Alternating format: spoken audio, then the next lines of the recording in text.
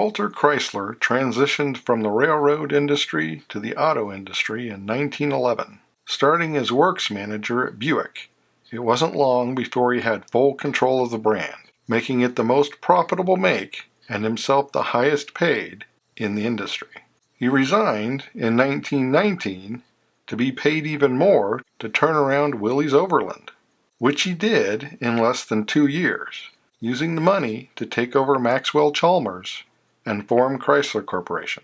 Founded in 1904 as Maxwell-Briscoe, they quickly became one of the biggest brands of the period and would be the only survivor of the United States Motor Company. But by the post-World War I recession, Maxwell was overextended, part of which was caused by investing in Chalmers, a company that had been an early partner of Hudson, but had been struggling since they parted ways in 1911.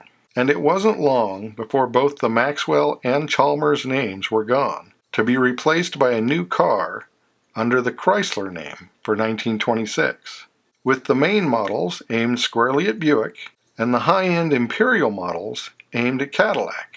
In 1928, Chrysler purchased the successful Dodge and Fargo brands and created the entry-level Plymouth division and the mid-range DeSoto division, creating the smallest of what would become the Big Three.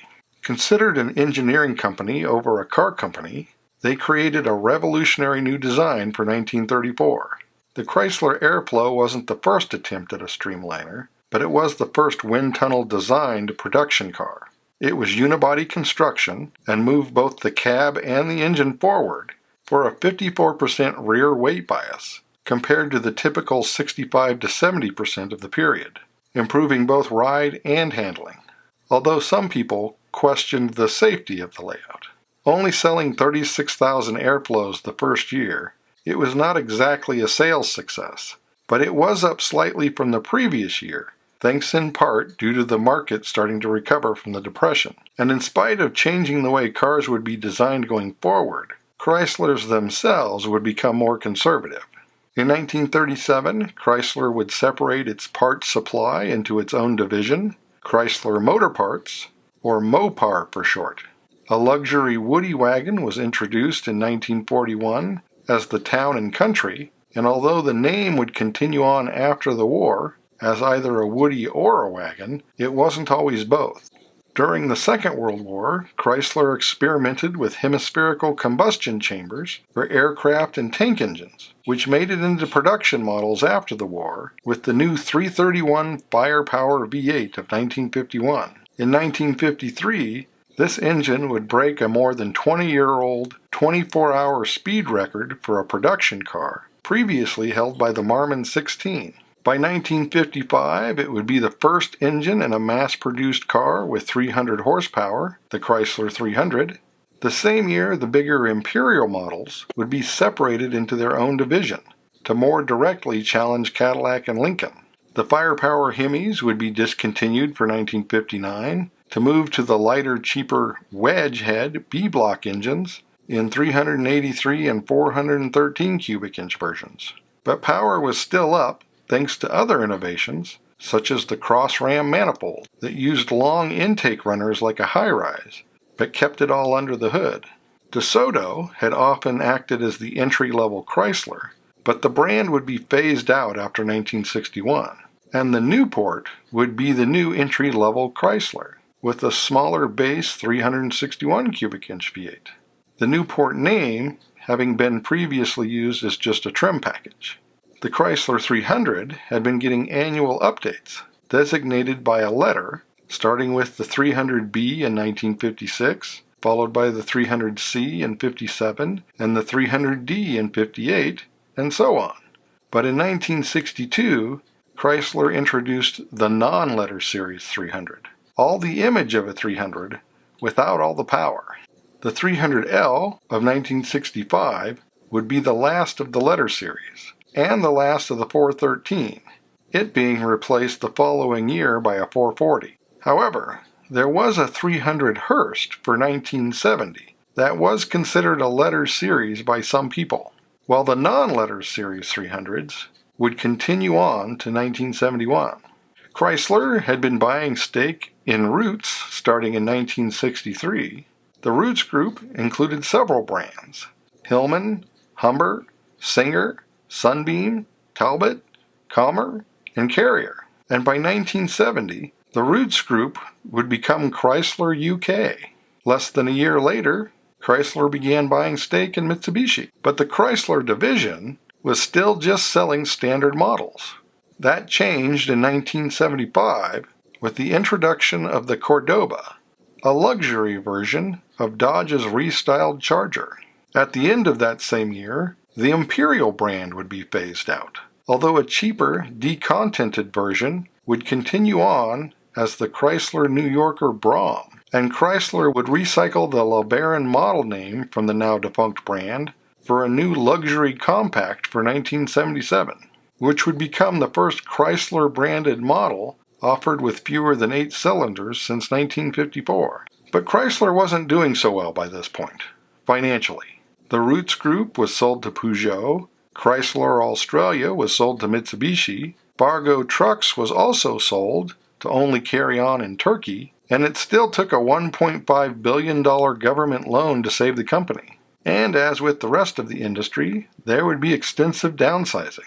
First by simple platform shifting, with the big C-body cars moving to the mid-size B-body platform for 1979, and the compact LeBaron becoming the New Yorker for 1982, and the Fifth Avenue for 1983 as the full-sized offering. A new 2.2-liter engine was developed, the first in-house American four-cylinder by Chrysler since the 1932 Plymouth. The LeBaron would become a K-car for 1982, and the New Yorker would join it for 1983. They even tried to enter the personal luxury market with the 81 to 83 Chrysler Imperial. Although that didn't do well, the downsizing seemed to work, as Chrysler had its government loans paid off in 1984. In 1985, the K-car LeBaron was joined by the LeBaron GTS, and in 1987 by the LeBaron GTC, giving Chrysler 3 different LeBarons. And soon, Chrysler was expanding again, taking control of Lamborghini in 1987, as well as AMC, bringing Jeep under the Mopar banner, while AMC Cars became the new Eagle division. For 1988, Chrysler teamed up with Maserati to create the Chrysler TC, or Turbo Coupe, by Maserati, with an interesting combo logo, which did no favors to the image of either company. Then Chrysler gave us a luxury minivan in 1990, with yet another interpretation of the Town & Country. But K-car-based products were reaching the end of their limits, and new products were going to be needed. The first of Chrysler's new cab-forward design philosophy arrived with the large Concorde of 1993, to be followed by the New Yorker and LHS for 1994. But Chrysler was struggling again by this time, so they sold their stake in Mitsubishi and Lamborghini. The so-called Cloud cars arrived for 1995, as the Cirrus for the Chrysler division.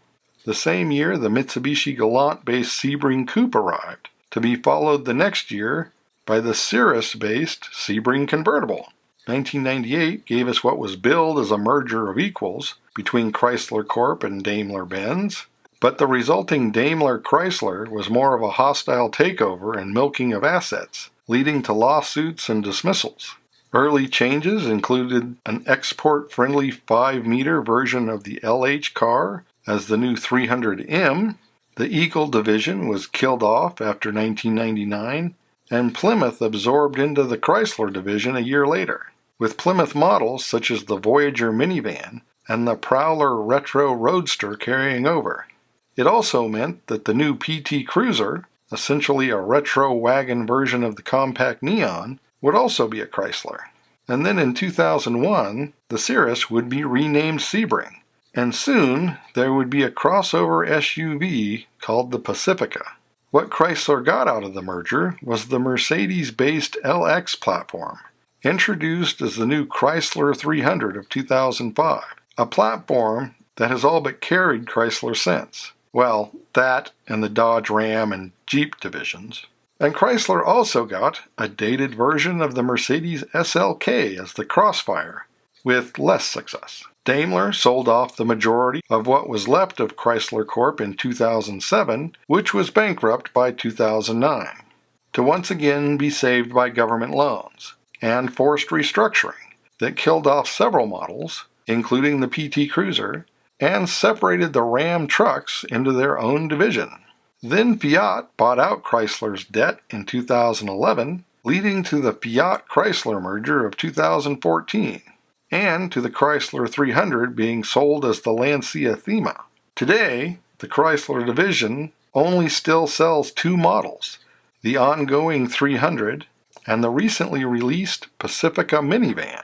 But there was yet another merger, this time with PSA, creating the new company name Stellantis. In spite of sounding like a male enhancement product, it comes with promises of an influx of new products, including electric vehicles. The once great brand and company have now been struggling for decades.